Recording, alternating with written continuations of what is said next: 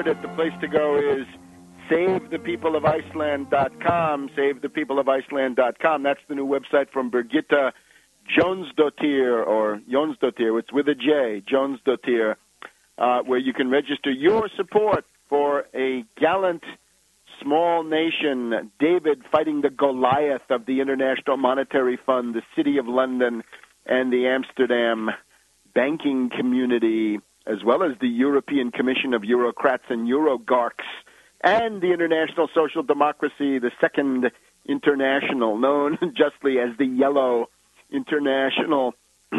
So, strike-breaking, in other words.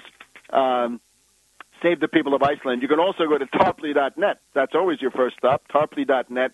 There you can see a call to the people of the world to support Iceland against the financial blackmail of the British and Dutch governments, and the IMF by Birgitta Jonsdottir. I think my site was one of the first in the world, maybe the first, to have that up. So that's the Icelandic story. And again, INN World Report, Alex Jones, Russia Today. You can see those video clips on the Russia Today YouTube site with Max Kaiser interviewing her from Reykjavik. Now, let's look at the financial situation we've basically done. The demand, therefore, remains, if this Tea Party is going to be worth anything, and it's up for grabs whether it is, a march on Wall Street, dear friends, a march on Goldman Sachs. The anti-government line means what? Well, you look at the power of Wall Street. It's immense, and it means, of course, Wall Street includes things like ExxonMobil, Halliburton, Blackwater. Who owns the stock of all of those? Well, Wall Street does. It's the center of the entire thing.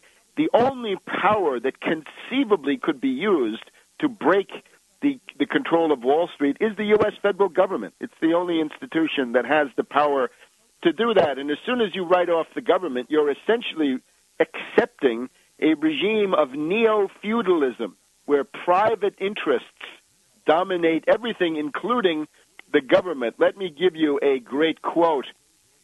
Here's the quote. "The liberty of a democracy is not safe if the people tolerate the growth of private power to a point where it becomes stronger than their democratic state itself. That, in essence, is fascism, the ownership of government by individuals or by a group." Franklin D. Roosevelt, Message to Congress, 1938. The right-wing anarchists of the Chicago School and Austrian School essentially want neo-feudalism, where powerful private interests dominate everything. This takes us back to the 1300s and 1400s, before the emergence of the modern state, thanks to Gian Galeazzo Visconti and Filippo Maria Visconti in Milan in the late 1300s and early 1400s. Also thanks to King Louis XI of France and Henry VII, the Earl of Richmond. You know him from your Shakespeare, the guy who defeats Richard III, the evil Richard III, defeated by Henry VII. That's the new monarchy. What's the essence of the new monarchy? That the king allies with the middle class, the bourgeoisie in the cities, against the feudal overlords, against the feudal aristocrats and their projects of looting and constant private warfare, as expressed, for example, in the Wars of the Roses. In England, if you want to go back to neo-feudalism, get set for the Wars of the Roses, the worst kind of civil war with warlords emerging. So, yes, a powerful federal government, powerful enough to break the power of Wall Street, to offer a counterpoise against the power of bankers. Now, let's look at Haiti in this connection. As far as I can see, Obama is long on talk and short on action. Usual story, stirring rhetoric, very little on the ground.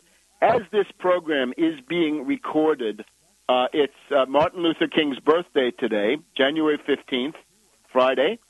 We're now approaching 72 hours since the Haitian earthquake. The Haiti earthquake occurring at about 5 o'clock in the afternoon on Tuesday. So from Tuesday to Wednesday, Wednesday to Thursday, Thursday to Friday, 72 hours since the shocks. And as far as I can see from these reports that are coming in, they're very fragmentary. The presence of aid in the streets and among the people of Haiti is minimal, almost invisible. Reports say no UN workers, no rescue workers seen. They're all clogging the airport. Haiti has one airport with one runway for the whole country. It's Toussaint Louverture Airport. That's a bottleneck. This is a logistical blunder of the first water, and I'm looking for who's responsible.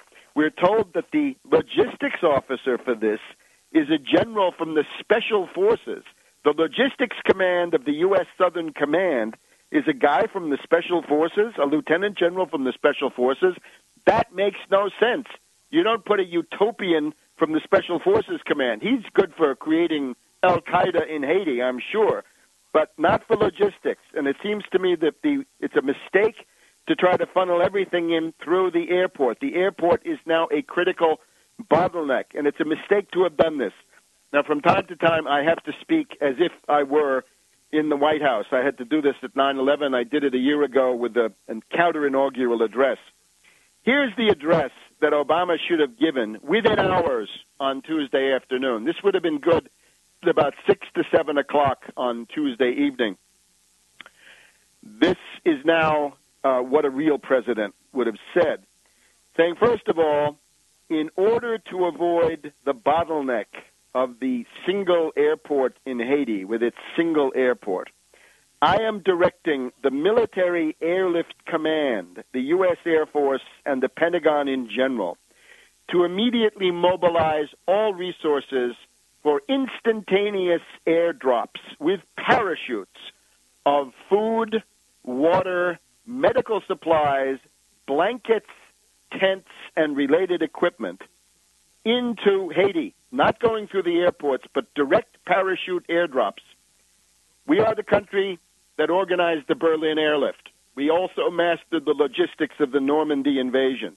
We can master this one, but it's got to be done by potent government action, and there is no substitute. Private charity cannot come close. The logistics angle is the specialty of the Pentagon. We have global strike. This is, in theory, a way to attack any point in the world within 24 hours. If you can do that, you can get the Military Airlift Command with those C-130 Hercules and similar aircraft to make immediate parachute airdrops of food, water, medical supplies, tents, and related equipment directly into parks, open spaces, and open fields on the outskirts of Port-au-Prince. I'll be back in a minute with a continuation of this presidential plan.